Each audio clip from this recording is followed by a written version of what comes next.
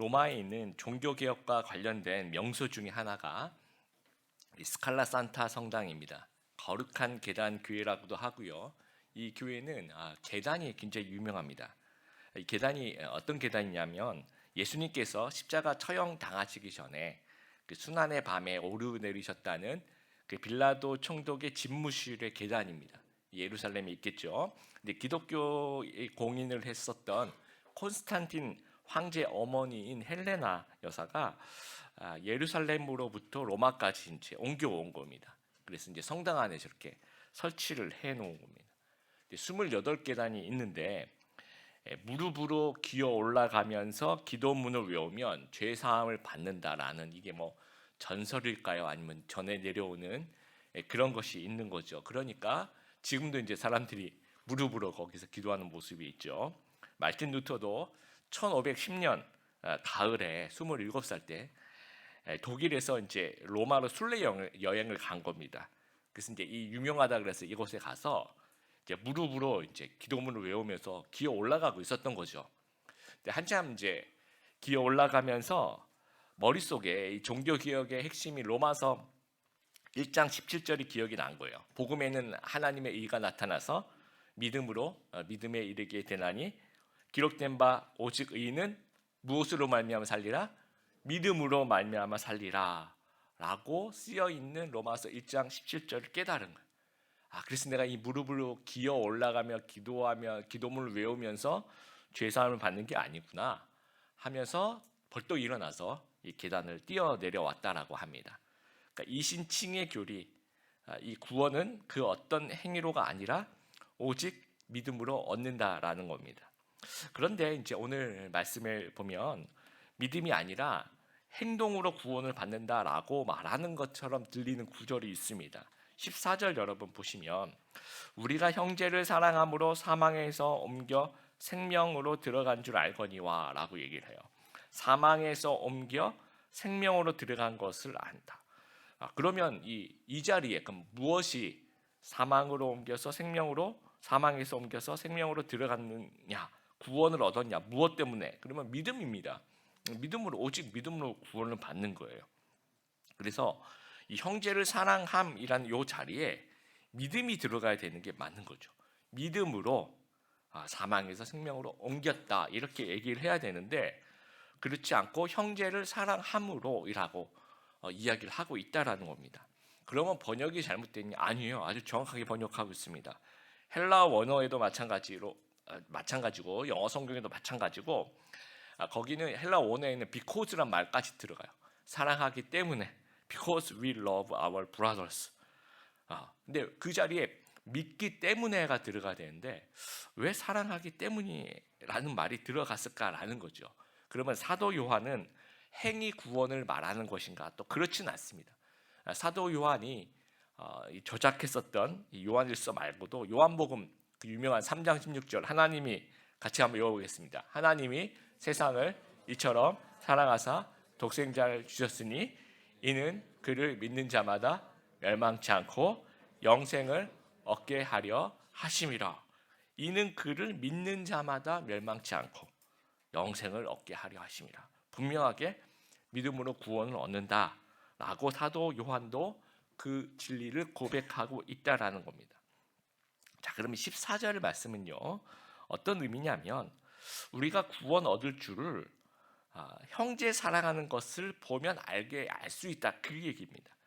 믿음은 사랑을 반드시 동반하는데 사랑의 행위는 믿음이 있다는 증거라는 겁니다. 그래서 믿음을 사랑으로 해석을 하고 있는 거예요. 지금 이제 요한 사도는 믿음을 또 다른 말로 사랑이라고 이제 해석을 하고 있는 거죠. 그러니까 사랑하면 믿는 거야라는 얘기를 하고 있는 겁니다. 사랑의 행동이 우리가 믿음이 있다는 것을 증명한다라는 겁니다. 10절에도 굉장히 비슷한 말씀이 있어요. 이러므로 하나님의 자녀와 마귀의 자녀들이 드러나나니라고 이제 이야기를 합니다. 믿으면 하나님의 자녀고 그렇죠. 믿지 않으면 마귀의 자녀고 이건 이제 신학적인 언어인 거죠. 그런데 사도 요한은 신학적인 용어로 설명하지 않고 생활적인 언어로 접근을 하고 있어요. 그러면서 이 10절에 드러난다라는 말이 아주 중요한 말입니다. 이 드러난다. 원어에서는 이제 보여준다, 나타난다라는 말인데, 믿음이 있는지 없는지, 그러니까 믿음을 형상해서 보여준다라는 거죠. 행동으로 증명하는 믿음을 보여준다라는 겁니다. 그래서 하나님의 자녀는 믿음이 있어요. 그러니까 드러나는 거죠. 의를 행하는 모습을 보여주는 겁니다. 그런데 마귀의 자녀는 믿음이 없어요. 그러니까 믿음이 없음을 이제 드러나는데, 그것이 의를 행치 않는 모습으로 드러난다라는 겁니다. 그러니까 형제를 사랑하는 모습을 보니까 하나님의 자녀라는 거죠. 또 반대로 형제를 사랑하지 않는 모습을 보니까 이게 마귀의 자녀구나 라는 것을 알 수 있게 된다라는 겁니다. 춘추 전국시대 말기에 탁월한 사상가인 공자 선생님이 이 당대 아주 최고의 인물이었습니다. 근데 사람을 알아보는 것이 공자 선생님도 참 힘들었던 것 같아요. 그 제자 중에 제여라는 제자, 담대자우라는 제자가 있었는데, 이 제여라는 제자가 말을 아주 잘하고 외모가 아주 준수했던 거죠. 외모가 아주 잘생겼대요. 그래서 공자 선생님이 처음에 제여를 아주 높게 평가를 했다라고 합니다. 근데 시간이 좀 지나서 보니까 이 제여가 말은 좀 번지르하게 하는데 행동이 뒤따르지 않더라는 거죠. 그리고 해가 중천에 뜰 때까지 일어나지도 않는 모습을 보면서 이 공자의 노여움을 샀다라고 합니다. 그런데 이제 담대자우라는 이 제자는 외모가 이제 호감형도 아니고 말도 이렇게 썩 잘하는 편이 아니었대요. 그런데 시간이 지나갈수록 이 덕을 지니고 있다는 것을 이제 알게 되는 겁니다. 그래서 이제 공자 선생님이 이런 얘기를 해요. 제가 읽어볼게요. 사람을 알아보는 것만큼 힘든 일은 없다. 사람 마음은 험하기가 산천보다 거칠고 알기는 하늘보다 더 어렵다. 자연은 추나 추동, 사계절과 아침 저녁의 구별이 있지만 사람은 두꺼운 얼굴 속에 깊은 감정을 숨기고 있으니 구별하기가 매우 어렵다라고 얘기를 합니다. 다 동의하시죠, 그렇죠? 그래서 장자의 자편을 보면 공자 선생님이 사람의 됨됨이를 알려면 9가지를 한번 살피라고 합니다. 그러니까 이 사람이 충성스러운지를 알려면 먼 곳에 심부름을 한번 시켜보라고 합니다. 또 이 사람을 공경하는 사람인 줄 알려면 가까이에서 두고 한번 써보라고 이야기를 하고요. 이 사람이 재능이 있는지를 알려면 번거로운 일을 시켜보라고 합니다. 또 이 사람이 지혜가 있는지 알려면 갑자기 질문을 해보라고 합니다. 또 이 사람이 신용이 있는 사람인지 알려면 급한 약속을 한번 해보라고 합니다. 또 얼마나 착한 사람인지 알려면 재물을 맡겨보라고 합니다. 또 이 사람이 지조와 절개를 갖고 있는 사람인 줄 알려면 위급한 일을 같이 한번 의논해보라고 얘기를 해보라고 얘기를 해요. 또 이 절도 있는 사람이 뭔지 알죠? 이렇게 딱 자신을 스스로 셀프 리더십이 있는지 없는지를 보려면 술에 취하게 하라고 얘기를 합니다. 그리고 이 사람이 이성에 대한 태도가 어떤지를 알려면 남녀가 섞여 지내게 하라라고 얘기를 하는 거죠. 그럼 처음에는 잘 모르겠죠. 근데 결국은 이제 지켜보면 다 드러난다라는 거예요. 자, 복음서에 보면 예수님께서 우리가 믿는지 안 믿는지 다 아세요. 그러니까 예수님은 그 복음서에 보면 이렇게 얘기합니다. 여인의 믿음을 보시고, 예수님 눈에 보이는 거예요. 제자들의 믿음 없음을 보시고, 이런 구절이 많이 나와요. 그런데 우리 또 사도 요한은 그게 안 보이죠, 그렇죠? 믿는다고 하는데 정말 믿는지 아닌지 인간으로서는 100% 구별하기가 힘들다라는 겁니다. 그래서 드러나는 것을 살펴보는 거예요. 그것이 10절에 드러난다라는 말씀이고 14절에 형제를 사랑함으로 사망에서 옮겨 생명으로 들어간 줄 알거니와 그렇지 않으면 사망에 머물러 있다라고 우리가 보자라는 겁니다. 동남아시아 국가에 장기 선교를 가면요, 우리가 가서 이제 복음을 어떤 방식이든지 전해요. 그때 이제 영접하는 사람들도 있어요. 굉장히 독특한 경험입니다. 너무너무 우리 형제자매들이 기뻐하죠. 내가 복음을 전했는데 이 사람이 그 자리에서 바로 영접을 해. 막 영접 기도하자 그러면 영접 기도하고 막 할렐루야죠. 그래서 너무 기뻐서 이제 막 선교사님 만나가지고 내가 영접 기도까지 시켰다고 막 자랑은 아니지만 너무 기뻐서 들떠서 막 얘기를 하면 선교사님 표정은 그냥 담담해요. 그렇게 썩 그렇게 그러시냐고 이렇게 넘어갑니다. 이제 그게 왜냐면요, 그 동남아시아 문화 자체가 상대방의 호의를 좀 거절하지 못하는 문화. 그러니까 상대가 좀 원하는 것을 좀 이렇게 들어주는 그런 문화라는 거죠. 그래서 영접 기도를 하자라고 했을 때 뭐 요즘 이제 동남아 젊은이들은 또 거절도 잘 하긴 해요. 근데 어떤 젊은이들은 또 그 문화적인 면에 충실하게 해서 알겠다고 영접할래? 그럼 알겠다고 하면서 영접을 한다는 거죠. 그러니까 영접을 하는 신용을 하는 거예요. 진짜 영접하는 것은 아니죠. 그러니까 선교사님도 이제 그런 경우를 많이 이제 보다 보니까 영접했다고 했는데 연락처 받아서 전화해 보면 전혀 또 아니더라는 거죠. 그래서 이제 그 표정들이 좀 담담했었던 것 같습니다. 우리나라 선교 초창기에도 마찬가지.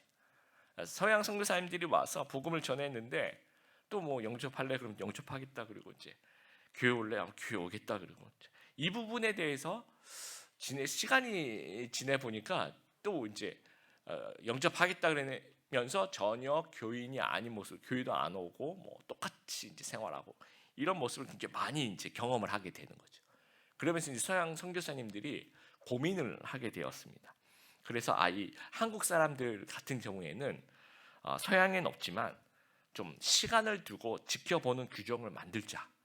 그래서 오늘 말씀대로 드러나는 것을 좀 지켜보기 위해서 6개월 동안 교회 잘 출석하는지를 보자라는 거예요.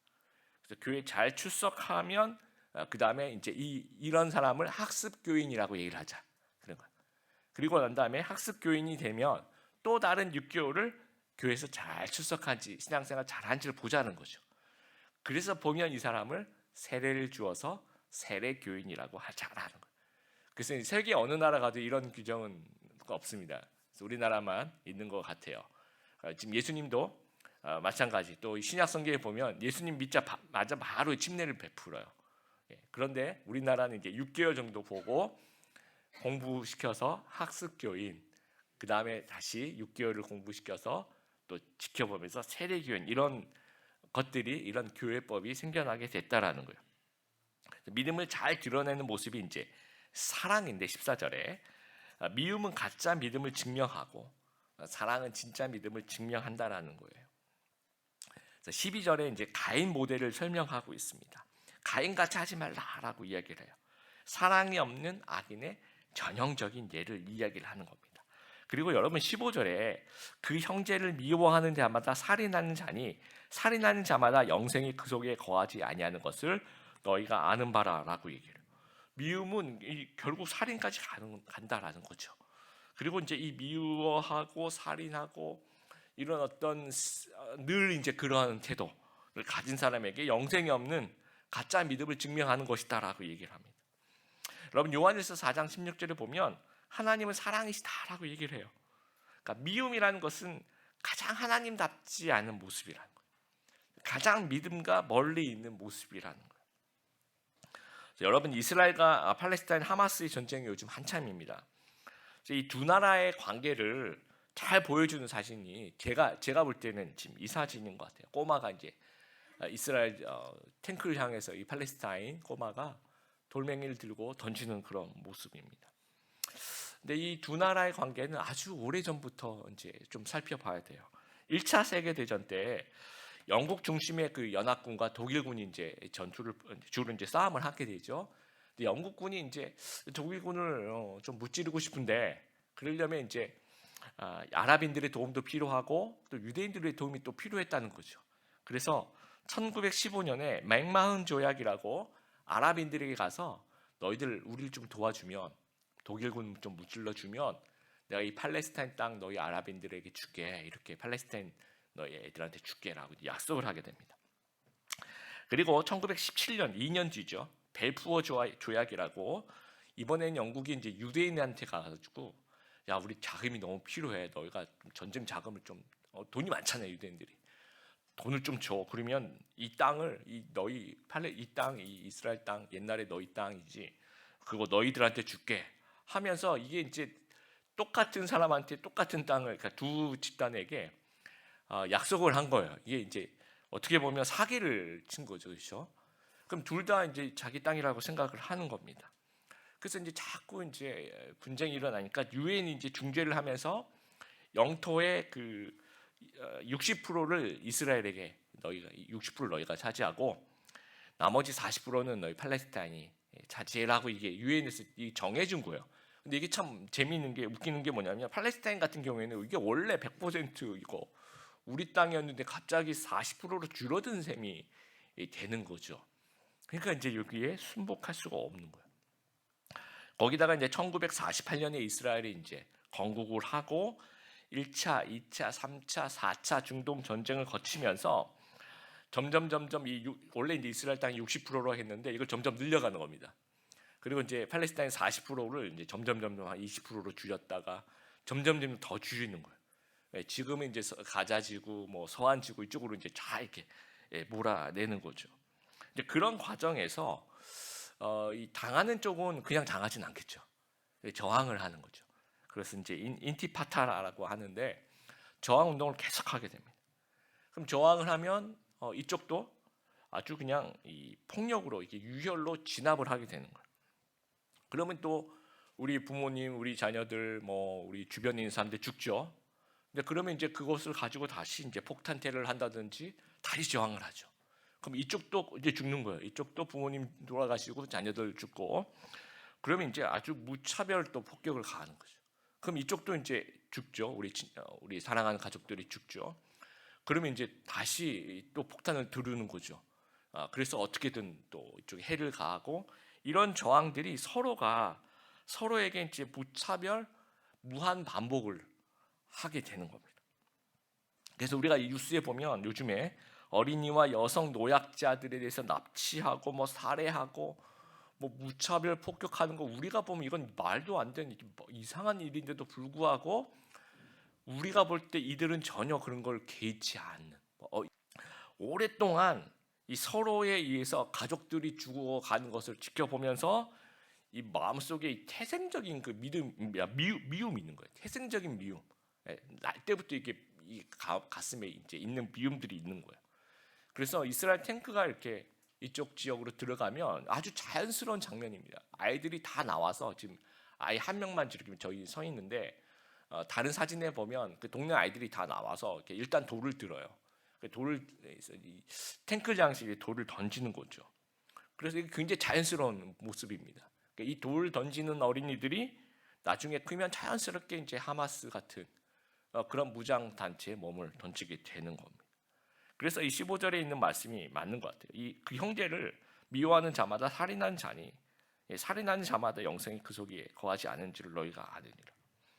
미워하는 것이 굉장히 큰 것들을 이제 결과를 낳는다라는 거죠. 잠언 26장 20절 같이 한번 읽어보겠습니다. 속임으로 그 미움을 감출지라도 그의 악이 회중 앞에 드러나리라. 이 미움이라는 것이 또 하나의 감정이지만 이게 하나의 에너지입니다.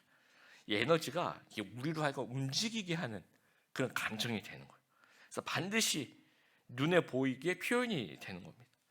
그러니까 처음부터 우리가 살인하지는 않습니다. 근데 처음부터 우리가 괴물이 되진 않아요. 근데 이제 미움이 시작점이 되는 거죠.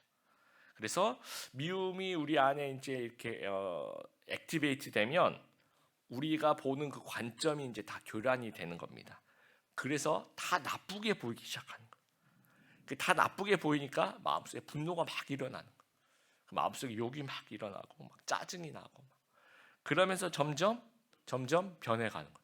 그래서 내가 점점 괴물이 되면서 남도 미워하고 나도 미워하고 남도 해치고 나도 해치게 되는 겁니다. 그래서 믿는 자들은 이 가인 모델 안에 있으면 안 된다라는 거예요. 이런 그 가인과 같은 모습은 미움의 사람은 불신자들의 모습이라는 거예요. 여러분 우리가 살고 있는 이 삶의 현장 속에서 참 이상한 사람들, 다양한 사람들을 만납니다.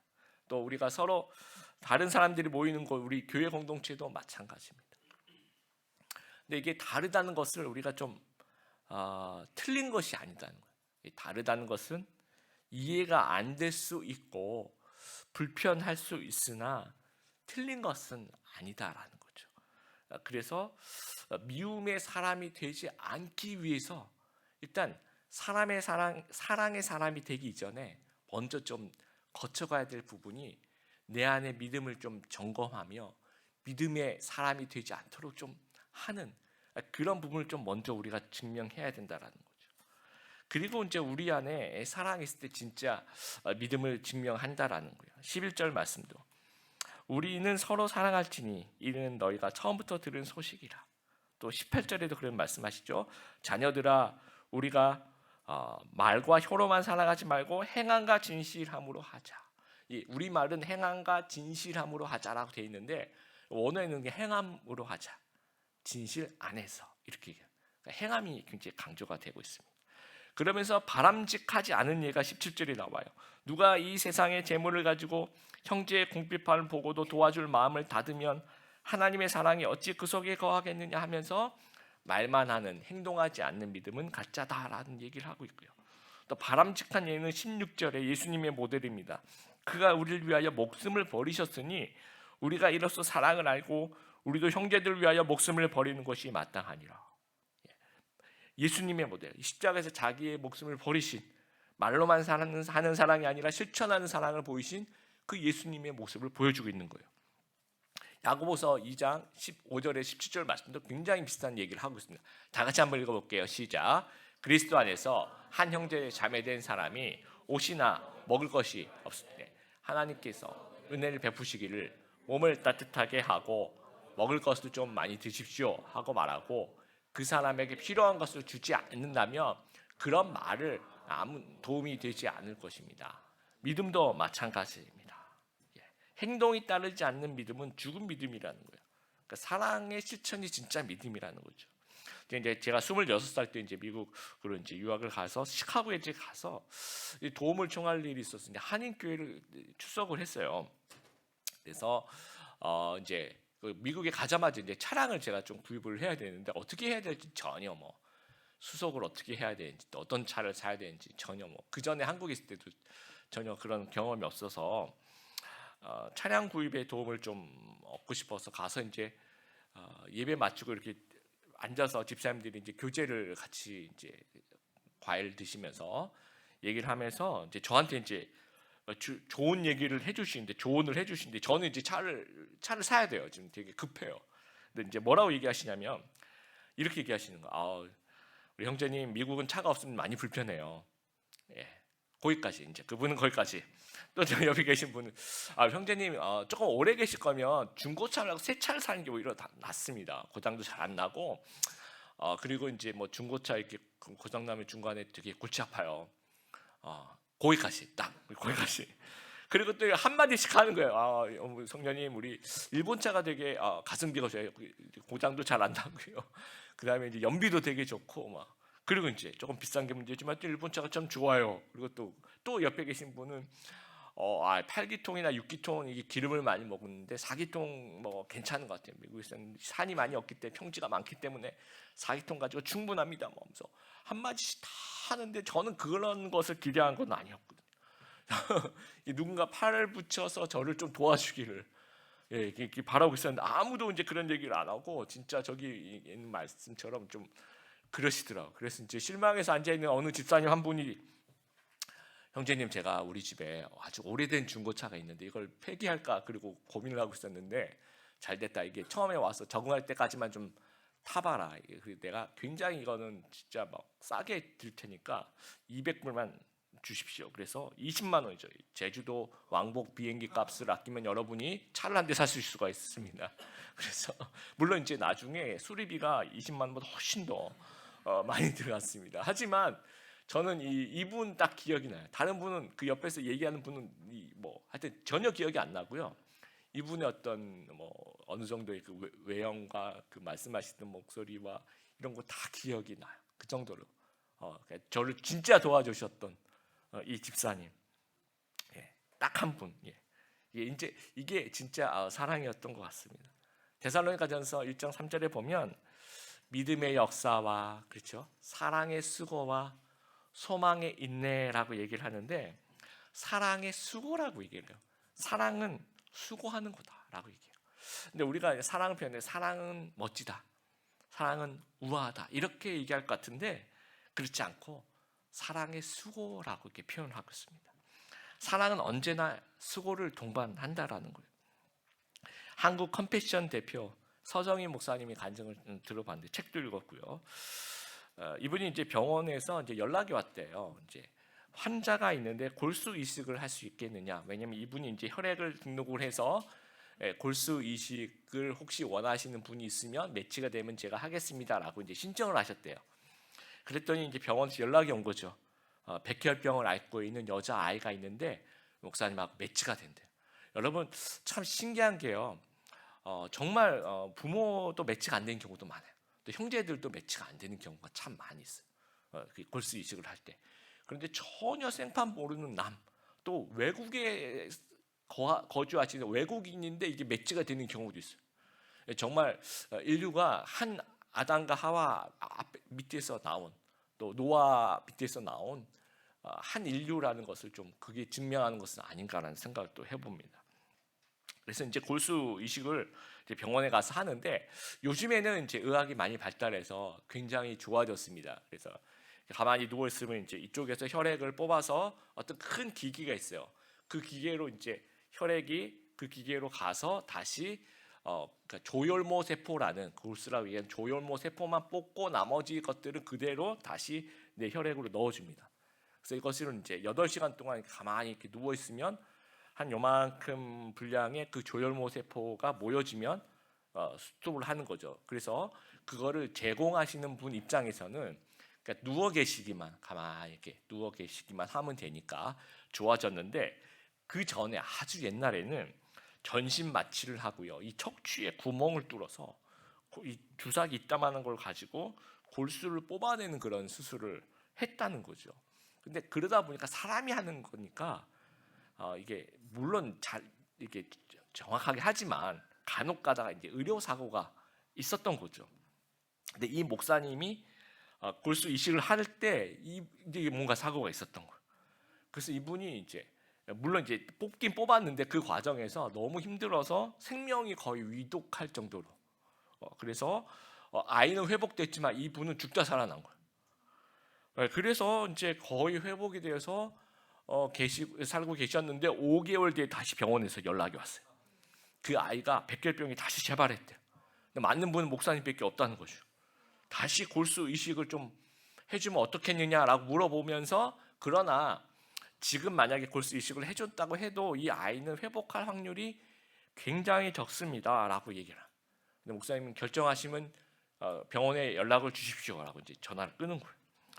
근데 이제 목사님 부인도 엄청 말리는 거죠. 회복 확률도 없는데 또 목숨을 걸 수는 없다. 안 된다. 그리고 이제 친척 중에 의사 스님도 이거는 하지 않았으면 좋겠다라고 이제 말리고 주변 지인들도 다 말리는 거예요. 목사님이 이제 충분합니다. 괜히 고생하실 필요는 없습니다. 말려서 말려서 본인도 이제 그렇게 생각을 해서 병원에 이제 거절하는 전화를 드렸대요. 근데 전화를 하고 났는데 마음이 이렇게 편치가 않더라는 겁니다. 그래서 우리도 이제 왜 거절하고 난 다음에 마음이 편치 않을 때 여러분 머리 이렇게 특히 여성분들 앞머리 자르시고 마음이 편치 않을 때 어떻게 하세요? 만난 사람보다 나 머리 이상하지. 지금 이상하지. 이렇게 먼저 치고 들어가죠. 그럼 상대방이 어떻게 얘기합니까? 딱 좋아. 딱 2년 전만 보여. 진짜 잘했어. 이제 그러면 이게 이상하다는 걸 알지만 또 이 사람에게 또 위로를 또 받고 싶어하는 그런 마음이 또 있잖아요. 또 이분도 이제 내가 거절했지만 이게 너무 마음이 심심하니까 만난 사람 붙잡고 이제 그 얘기를 하는 거예요. 내가 이런 일이 있었고 일이 죽다 살아났는데 또 해달라 그랬는데 이게 확률이 적고 그러면 그 만나는 사람마다 그 얘기를 들으면 어떻게 얘기할까요? 목사님 그러지 않으셔도 돼요. 진짜 잘하셨어요. 저도 아마 그랬을 거야 하면서 다 이렇게 위로를 해주시는 거예요. 그러니까 이분도 이제 찜찜한데 이제 그런 생각이 있으니까 확인하려고 다 만난 사람마다 이 말을 하시는 거예요. 근데 이제 에콰도르에 비전 트립을 가셨대요. 거기 이제 한 장로님을 만났는데 또 이제 그 얘기를 한 거예요. 장로님 제가 이런 일이 있었는데 하면서 그냥 그 얘기를 하니까 이제 장로님이 갑자기 목사님 하세요라고 얘기를 하는 거예요. 가슴이 철렁 내려앉는 거예요. 다들 그렇게 얘기 안 하시던데 왜 이분이 갑자기? 그래서 근데 이제 장로님이 이제 그 좀 슬픈 사연이 좀 있으셨던 거예요. 큰 아이가 있었는데 백혈병으로 이제 세상을 떠난 이제 그런 것이 있으니까 이 목사님한테 목사님 우리 아이가 만약에 목사님 자녀가 그렇다면 어떻게 하시겠어요? 해드리시겠죠? 하세요 목사님 이렇게 얘기를 하는 거예요. 그러니까 이제 그때부터 갈등이 막 시작이 되는 겁니다. 내 아이라고 생각하면 이거 해야 되겠지. 근데 또 이제 아프면 어떡하냐? 또 이제 그러면 내가 이제 그 죽을 고비를 넘겼으니까. 그리고 또 이 생존 확률이 굉장히 적다라고 또 병원에서 얘기를 하니까 갈등이 시작되는 거예요. 또 아침에 일어나면 일해야 될 것 같은데 또 점심에는 또 일해야 될 것 같고 왔다 갔다 하면서, 그러면서 나는 또, 그러니까 이게 목사님이죠. 이 목사님 스스로는 또 한국 컴패션 대표고, 이 아이들을 도와주는 그 대표 사역을 하면서 또 이런 갈등을 하고 있는 나 자신이 너무 부끄럽고, 그래서 결국은 기도하고 갈등하고 하면서 병원에 연락해서 이제 골수 채취를 했다라고 해. 그래서 이제 그 아이가 골수를 이식받고 다시 이제 회복을 잘했대요. 그래서 그 아이에게 이제 이 목사님이 이제 편지를, 아무래도 이거는 좀 알려드려야 될 것 같다. 왜냐하면 너무 고맙다고 자꾸 하니까 막 목사님 때문에 생명을 얻었습니다. 목사님의 그 훌륭한 그 모습이 우리 아이를 살렸습니다. 그러니까 나는 훌륭하지 않다는 걸 좀 알려드리고 싶었던 거예요. 그래서 이제 목사님이 이제 편지를 쓰시면서 그 앞에 제목을 스스로 부끄러운 목사. 그래서 내가 얼마나 부끄럽게 이것을 결정했는지 이 과정을 다 써서 절대로 저를 그렇게 훌륭하다고 생각하지 말아달라고. 나는 진짜 보잘것없이 정말 너무너무 부끄러운 그런 목사입니다를 써서 보내드렸다는 거예요. 저는 이 간증을 읽고 간증을 들으면서, 만약에 이 목사님이 처음부터 그 얘기를 들었을 때부터 그래야 제가 목숨을 걸고 골수 이식을 해드리겠습니다, 그랬다면 뭐 별로 저랑 아주 멀리 계시는 저 별 속에 계시는 정말 그런 관련 없는 그런 분이라고 생각하고 별로 은혜가 없었을 것 같아요. 근데 이분이 계속해서 오랜 시간 동안 갈등하고 만난 사람마다 확인하고 또 이제 그 부분을 가지고 또 고민하고 부끄럽게 스스로 생각하고, 그렇게 정말 어떻게 보면 60점 만점이라면 막 59.99 해가지고 반올림에서 겨우 60점 받은 듯한 그런 모습으로 승리하는 그 모습이 너무 저는 은혜가 됐어요. 저 스스로도 너무 사랑이 부족한 사람이라 생각하는데, 이 목사님처럼 이런 사랑은 좀 나도 좀 할 수 있지 않을까. 막 이 턱걸이를 겨우 하는 사람이라도 노력하는 이 사람, 막 스트럭을 하고 갈등하고 막 머뭇거리고 이런 거, 그리고 스스로를 너무 부끄럽다고 생각하는 이런 모습 자체가 우리한테 사랑이 있다는 증거예요. 여러분, 무엇인가를 미워하면 내가 지금 미워하면 안 되는데, 이런 것들, 또 누군가를 충분히 사랑하지 못했을 때 나는 왜 이렇게 충분히 선뜻 멋있게 이렇게 사랑이 안 되지? 왜 이렇게 궁시렁 하면서 겨우 남들 볼 때 겨우 한 것처럼 하는, 그 정도 맞춰서 겨우 난 이 정도밖에 왜 안 되지? 이렇게 자기 스스로를 생각하는 그 모습 자체가 우리에게 생명이 있다는 증거라는 거예요. 우리에게 사랑이 있다라는 증거라는 거죠. 그것이 우리에게 믿음이 있다라는 증거고, 그것이 우리가 하나님의 자녀라는 그런 증거라는 거예요. 여러분, 말씀 속에 서로 사랑해라, 형제를 사랑하라, 이것이 우리를 공동체로 부르셨기 때문에 이게 이 말이. 만약 내가 혼자 살아간다 그러면, 그렇죠? 가인이 외아들이라 그러면 죽일 동생이 없잖아요. 그러니까 이제 그런 일은 없었을 것 같아요. 또 우리도 혼자 신앙생활 하면요, 뭐 서로 형제를 사랑하라 이런 메시지는 그렇게 자주 얘기하지 않으실 것 같아요. 혼자 신앙생활하면 갈등도 없고 부끄러움도 없고 이런 것도 없을 겁니다. 그런데 성경에는 언제나 우리에게 공동체로 함께 신앙생활해라, 서로 같이 있어라. 하나님 정말 저랑 안 맞아요, 너랑 안 맞는 사람들끼리 같이 좀 제발 함께 있어라라고 얘기를 하는 거예요. 왜 그러실까 참 이 설교 준비하면서 고민을 많이 했습니다. 아마 그럴 것 같아요. 여러 가지 이유가 있겠지만 그 중에 하나는 우리의 이 못난 이 모습을 가장 잘 훈련시키려는 모습은 아마도 공동체인 것 같아요. 개성이 강하신 분들 옆에, 또 나랑 잘 안 맞는 사람 옆에 있으면서 처음에 신경 엄청 거슬리고 계속 짜증도 나고 화도 계속 나지만 내가 부족한 사람이라는 것을 그걸 보면서 깨닫는 거죠. 그러면서 사랑하는 훈련을 하게 됩니다. 그러면서 점점 이 사람을 있는 모습 그대로 포용하게 되고 조금이라도 너그러운 마음이 생겨나게 되게 하기 위해서, 그런 성장을 하기 위해서 그런 하나님을 닮아가는 사람이 점점 되어가기를 하나님이 원하시기 때문에 우리를 공동체로 불러주셨다라고 생각합니다. 여러분, 사도 요한이 20대 예수님의 그 제자들 중에서 막내였죠. 그 이후에 예수님 승천하신 이후에 한 70여 년을 아주 오랫동안 사역을 했습니다. 수많은 초대교회들, 수많은 사람들, 수많은 경험, 소식들을 들었겠죠. 그런데 이제 초대교회 힘들게 했던 그 이단들, 이상한 사람들은요, 말만 번지르하고 엉망으로 망가뜨리고 사람들을 그렇게 도망치듯 사라져버린. 그런데 그 초대교회 결국 보니까 남아있는 사람들이, 사랑하는 사람들이 남아서 공동체를 어루만지고 세워가고, 결국 그런 사람들이 믿음의 사람들이더라는 거죠. 그러니까 사도 요한은 계속해서 사랑 이야기를 하고 있습니다. 여러분, 우리 요한일서 2장에도 형제 사랑하라고 얘기를 했는데 3장에 또 얘기를 하고 있어요. 네. 그리고 이게 끝이 아닙니다. 여러분, 4장에 또 등장합니다. 한 번 더 이야기를 하고 있어요. 3번이나 반복을 하고 있습니다. 그만큼 본인이 70여 년 동안 사역을 해보니까 이것만큼 좋은 게 없더라는 거예요. 이게 다더라는 거죠.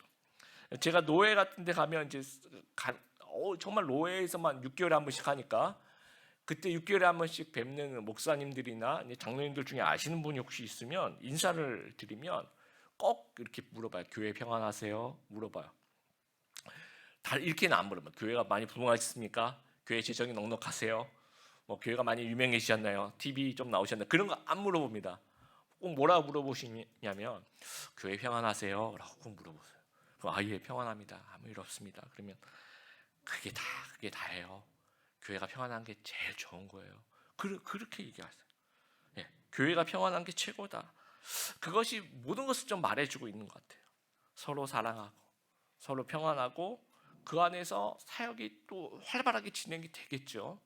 그 하나가 모든 것을 다 말해준다라는 거예요. 콩 심은 데 콩 나고 팥 심은 데 팥 나는 거죠.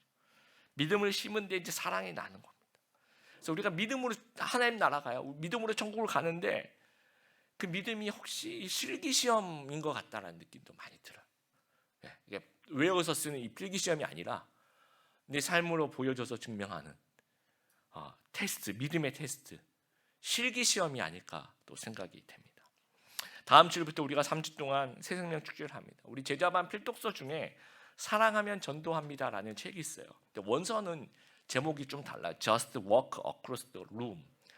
이 방에서 나와서 저 방으로 이제 walk across 하라, 이제 그 말인데, 우리나라 번역은 사랑하면 전도합니다라고 번역을 했어요. 뜬금없이. 근데 저는 이 말이 너무 좋더라고요.